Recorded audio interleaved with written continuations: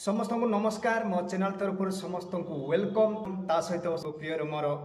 ख्रीष्ट भाई भौणी बापा माँ दास दासी विश्वास विश्वासी आपण मानक यही वीडियो स्टार्ट करने पूर्व जीशु ख्रीष्ट नाम समस्त को नमस्कार जनाए नमस्कार। चलतु आम डेरी करवाने आउ वीडियो स्टार्ट कर ओके।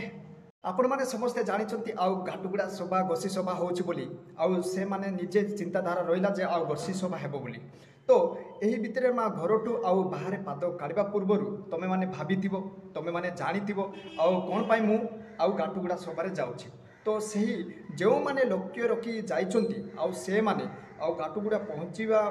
मात्रे से माने कौन भावती मु कौन पाई घाटुगुड़ा सभारे मु आसीची आउ कौन करने मु घाटुगुड़ा आसी जो मैंने ईश्वर को वाक्य शुणा जाइछंती आउ जो मैंने ईश्वर को वाक्य जानापी चाहिए आउ मु किछि वाक्य ग्रहण करी मु व्यवहार करने मु चाहूँगी से विषय जो मैंने लक्ष्य रखिंट से माने सबुठु मूल्यवान अटंती। तो आउ माने केते को जाइछंती आउ केते जण जाइछंती आउ सेही सभारे केते जण तो माने दुकान बाड़ी आउ केते जणकर मार्केट पाए बोली कि आउ केते जण तो काली गहली देखिया पाए आउ केते जण तो काली मजा एन्जॉय करिया पाए आउ माने केते जण जाइछंती आउ टाइम पास सभा। तो जो माने आउ माने लक्ष्य नहीं कि आउ घाटुगुड़ा सभार जाइछंती से मानकु आउ जो माने लक्ष्य नहीं कि जाइछंती से मानकु बहुत बहुत धन्यवाद। आसंतु जानिबा मु सबारे उपस्थित होई नथिली तो आपण माने समस्ते उपस्थित होइचंती आउ बहुत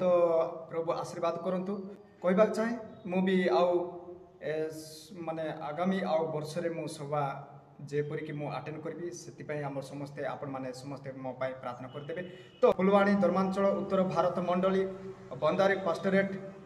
52तम वार्षिक गोसी सभा रायगढ़ पास्टरेट सम्मेलनी आउ प्रसंग तिला आत्मारे नूतनीकरण ओ सेवा कार्य निमंते शक्तियुक्त आउ पदपर्व प्रेरित एक पर्व 8 पद आउ जोएली 2 पर्व आउ 12 रु 13 पद यही वाक्य आम घाटुगुड़ा स्थान रे आपण माने सुनिचंती आउ तारीख 2025 आउ 3 मास 14-15 पर्यंत आपण माने भलरे शुणिचंती। तो सेठी आपण माने उपस्थित जो माने उपस्थित थिले आउ से माने बहुत भलो भाव वाक्य शुणिचंती सेठी ईश्वर को वक्ता माने आउ ईश्वर को माने दास माने ईश्वर को सेवा करथिबा आउ प्रभुंकर दास माने आउ समस्ते सेठी माने उपस्थित हेइचंती। तो से मानको द्वारा आपण माने वाक्य शुणिचंती। घाटुगुड़ा गोसी सभारे आमर वक्ता माने उपस्थित तिले आउ से माने किए आपण माने जानिबे। तो आपण माने जानी आउ बहुत खुशी हेबे। तो सेठी आमर वक्ता जे कि रेवरेंट कैलाश मलिक आउ बिशप डायसिस ऑफ फुलवाणी रो से आरटी माने रेवरेंट आउ बैलेट नायक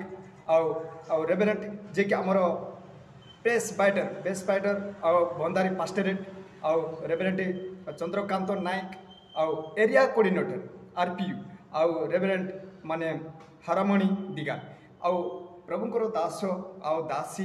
आउ सेठी आउ वक्ता माने भी उपस्थित थिले आपण मानको बहुत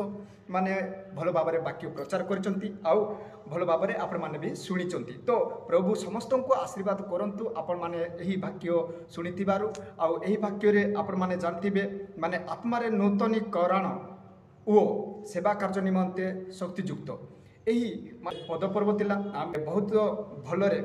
आउ टॉपिक भी थिला आउ से टॉपिक रो प्रसंग भी माने यही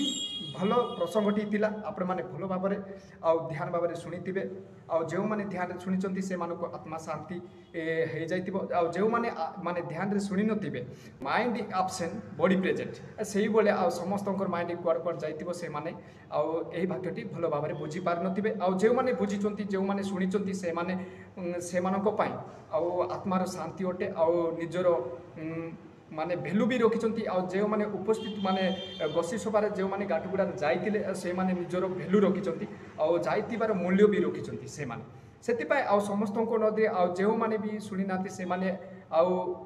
नेक्स्ट आउ सभारे आउ भलो भाव शुणा चेष्टा करंतु आउ जो माने शुणिचंती से मानकु तो आउ बहुत बहुत धन्यवाद आउ प्रभु भी से मानकु आशीर्वाद करंतु आउ ईश्वर भी आउ समस्त को से मान विपद आपद माने रक्षा करी आउ से मानकु कोड़ा नियंतु। तो मु आपण मानकु कहबा चाहे आ प्रभुंकर वाक्य तोरे मात्र शुणा सुजोग मिलता है बारंबार आसी न थाए এই ମାନେ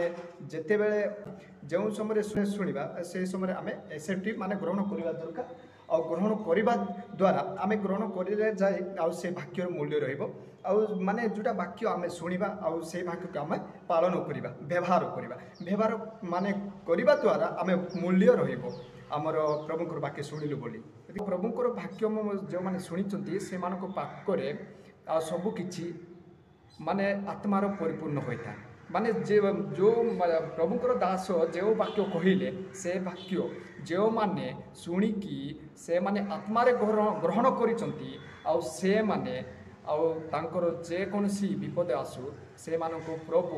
ସବୁବେଳେ ସଦାସର୍ବଦା ସେମାନଙ୍କୁ ଆଶୀର୍ବାଦ କରନ୍ତି। ଆଉ ସେମାନଙ୍କ ପାଖରେ ଆଉ ସବୁବେଳେ କ'ଣ ଥାଏ ନା ସବୁ ମାନେ ଲକ୍ଷ୍ୟ ଥାଏ ବାକ୍ୟର ଶୁଣିବା ପାଇଁ ଆଉ ଈଶ୍ୱରଙ୍କ ବାକ୍ୟ ଗ୍ରହଣ କରିବା ପାଇଁ, ଈଶ୍ୱରଙ୍କ ବାକ୍ୟ କହିବା ପାଇଁ ଆଉ ଈଶ୍ୱରଙ୍କ ଅନୁସାରେ ଚାଲିବା ପାଇଁ ଆଉ ଈଶ୍ୱରଙ୍କର ସବୁକିଛି ସେ ବୁଝିପାରୁଥିବ। ତ ପ୍ରିୟ ବନ୍ଧୁଗଣ, ଆଉ ଯେଉଁମାନେ ଆଉ ଏଇ ମାନେ ଗୋଷୀ ସଭା ଆଉ ଗାଟୁଗୁଡ଼ାରେ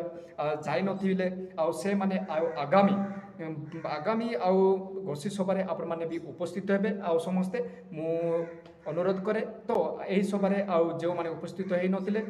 ମୁଁ ବି ଉପସ୍ଥିତ ହେଇନି ତ ମୋର ବି ଭୁଲ। ତ